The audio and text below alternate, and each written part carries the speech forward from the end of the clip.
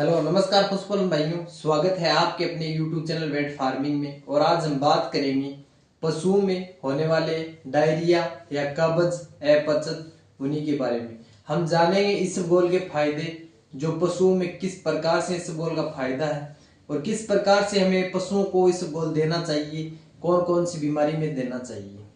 अगर पशुपालन भाइयों हम डेयरी में कुछ भी हम हमारा पशुओं की देखरेख करते हैं तो सबसे पहले हमारे पशु के स्वास्थ्य के बारे में हमें ध्यान रखना चाहिए, क्योंकि इस प्रकार का हम ध्यान नहीं रखेंगे तो इसका ज्यादा बड़ा मुनाफे की जगह बड़ा घाटा हो सकता है। तो आपको बता दूं, अगर आप पशु रखते हो तो इसबगोल का फायदा यह है कि अगर पशु में अपचत हो जाती है तो हम इसबगोल देते हैं। अगर पशु में डायरिया लग जाता है यानी दस्त हो जाता है, कई दिनों से लगातार दस्त लगता है या पशु में डायरिया होता है, वो तो रुकता नहीं है, तो उस प्रकार की समस्या में हम डायरिया होता है तो उस प्रकार की समस्या में हमें कई ट्रीटमेंट करने के बाद भी अगर पशु का दस्त नहीं रुकता है तो हम इसबगोल का उपयोग करते हैं।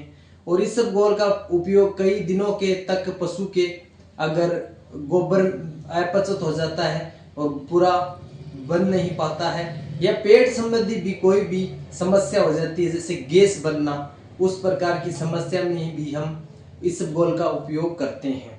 तो इसबगोल एक बहुत अच्छा प्रोडक्ट है या देसी बोला जाए तो कि देसी ही ट्रीटमेंट है। हमें ध्यान रखना चाहिए कि पशु में हमें इस प्रकार का ट्रीटमेंट करें और पशु सही भी रहे। तो उस प्रकार की समस्या में हम इसबगोल का उपयोग कौन कौन से पशुओं में किस प्रकार से करते हैं। सबसे पहले तो मैं डोज बता देता हूं। अगर अब गाय भैंस में हम इसका उपयोग करते हैं तो 50 से 100 ग्राम देते हैं पर डे का। सुबह शाम दोनों टाइम देते हैं तो 50-50 ग्राम देते हैं, और एक टाइम देते हैं सुबह या शाम तो हम 100 ग्राम एक साथ देते हैं। और भेड़ बकरी में बात करें तो 10 से 20 ग्राम देते हैं।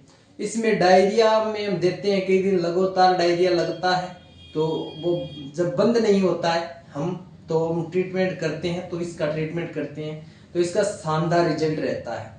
इसे देने की विधि की हम बात करें तो हमें कभी ये ध्यान रखना चाहिए कि सूखा मुख में नहीं डालना चाहिए।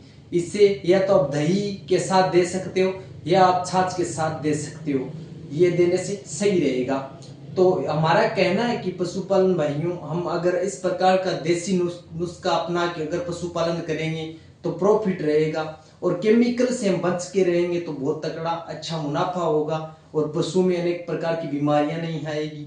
तो इसका कहने का मतलब है कि इस प्रकार से हम ट्रीटमेंट करते हैं। अगर पशु के कई दिनों से कमजोर सुस्त हो जाता है तो भी हम इसबगोल का उपयोग करते हैं।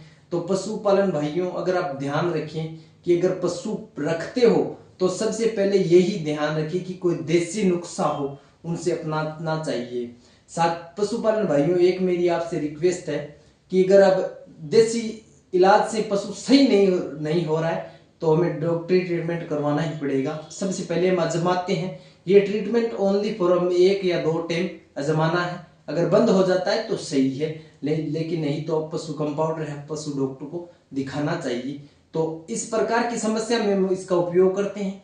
सामान्यतः मैं आपको बताना चाहता हूं कि अगर ये ट्रीटमेंट आप करते हो तो सबसे शानदार रिजल्ट भी इसका आता है, ऐसी कोई बात नहीं। जिस बीमारी में मैंने बताया है उस प्रकार से बीमारी में हम इसका उपयोग कर सकते हैं तो अच्छा रिजल्ट मिलता है। तो साथियों, आप चैनल पे पहली बार आए हो, कहीं से चैनल को देख रहे हो तो ये कमेंट बॉक्स में हमें आप जरूर बताएं। और आप हमारे चैनल पे पहली बार आए हो, विजिट कर रहे हो तो चैनल को सब्सक्राइब कर दे और वीडियो को लाइक कीजिए।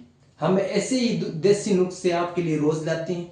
हर चैनल पर हर अपडेट आती है, हर वीडियो नए टाइप से आता है। धन्यवाद।